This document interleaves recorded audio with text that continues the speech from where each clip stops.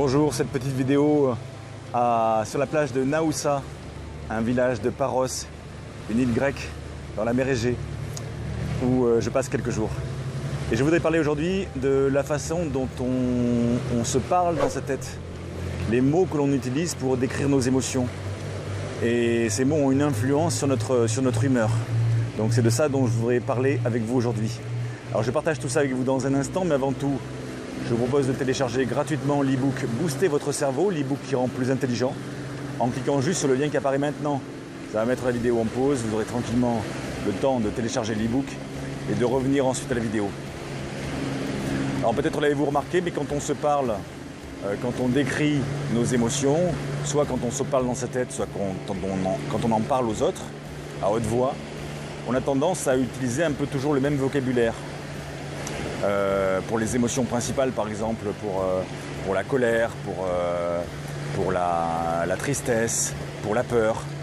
On peut dire des choses, par exemple, comme je suis vraiment en colère, je suis fou de colère, ou on peut dire des choses comme je suis déprimé, ou comme je suis très stressé, ou je suis très peur que ceci ou cela arrive. Et ces mots, comme on les a utilisés un certain nombre de fois, ils sont marqués, ils sont ancrés profondément émotionnellement à toutes ces émotions du passé qu'on a déjà vécues, en utilisant les mêmes mots. Et ces mots-là sont associés à ces émotions. Ce qui fait que, à chaque fois qu'on a une nouvelle émotion qui est à mettre dans la catégorie de la colère, de la tristesse, de la peur, je parle de ces émotions parce que c'est les émotions désagréables principales, eh bien, le fait d'utiliser toujours le même vocabulaire pour parler de ces émotions, les mêmes mots, ça nous rassocie automatiquement aux pires émotions du passé que l'on a vécues avec ces mots-là. Et donc ça fait que renforcer ces émotions désagréables, ces émotions négatives.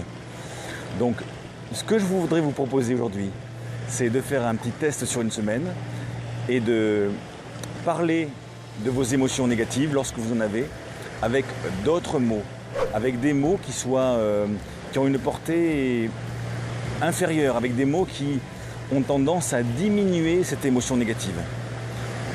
Et pour ce faire, je vais vous proposer de choisir des mots pour parler de vos émotions négatives, des mots qui sont un peu décalés par rapport à la réalité de l'émotion. Je vais vous donner des exemples. Par exemple, si vous êtes en colère à cause d'une situation, au lieu de dire je suis en colère, ou je suis fou de rage, ou je suis vert de colère, ou je suis vénère, ou je suis dégoûté, pourquoi ne diriez-vous pas, pourquoi ne choisiriez pas de dire je suis un tantinet agacé? Voilà. Chaque fois que vous êtes en colère, dites à la place je suis un tantinet agacé. Alors évidemment, ça vous demande un petit effort de dire ça parce que c'est pas la vérité de l'émotion que vous ressentez à l'intérieur. Mais ce que vous allez expérimenter, c'est que en utilisant ce type de vocabulaire, eh bien malgré vous, ça va diminuer l'intensité de l'émotion. Donc chaque fois que vous êtes en colère, dites, alors faites le test sur une semaine, mais sur une semaine, essayez. Chaque fois que vous êtes en colère, dites-vous dans votre tête, ou déclarez-le autour de vous, même si ça peut paraître ridicule, je suis un tantinet agacé. Et vous allez voir que très rapidement, automatiquement, l'émotion de colère va se réduire, va diminuer, voire disparaître. Pour laisser la place au sourire peut-être. Quand vous êtes triste, au lieu de dire je suis déprimé, ce qui vous rappelle inconsciemment des tas de fois où vous avez été déprimé. Au lieu de dire je suis déprimé, dites j'ai pas la pêche. Aujourd'hui j'ai pas la pêche, j'ai pas la super pêche. Ça va diminuer l'émotion négative.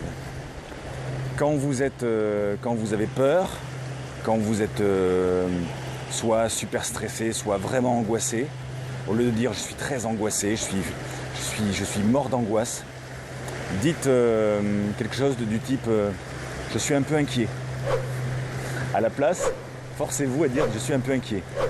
Voilà, c'est ce que j'ai à vous proposer pour cette semaine. Utilisez de nouveaux mots pour décrire vos émotions négatives principales, ce qui va avoir pour effet de diminuer l'impact de ces émotions négatives sur vous. Si vous êtes très en colère, par exemple, dites « je suis un tantinet agacé ». Si vous êtes très triste, par exemple, vous pouvez dire « j'ai pas la pêche aujourd'hui ».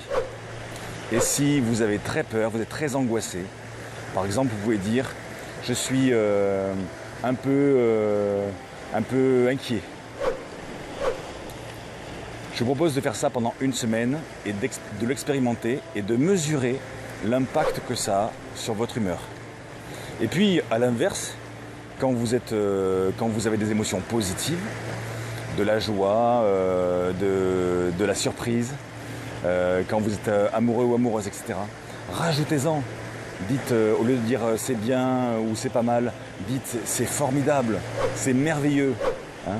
Alors, vous pouvez le dire pareil dans votre tête ou aux gens autour de vous, mais ça va de la même façon augmenter vos émotions positives et améliorer votre humeur. Voilà, je vous remercie d'avoir suivi cette vidéo.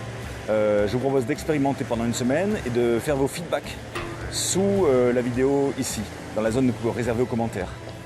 Et puis, je vous rappelle que vous pouvez toujours télécharger l'e-book Booster votre cerveau en cliquant sur le lien qui apparaît maintenant, sous la vidéo.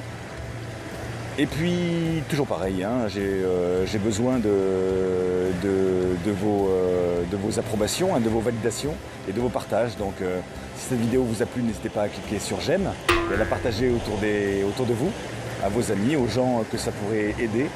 Et si la vidéo ne vous plaît pas, pardon, eh bien vous cliquez sur j'aime pas et vous la partagez pas. Merci d'avoir regardé cette vidéo jusqu'au bout. À bientôt pour une prochaine. Bye bye.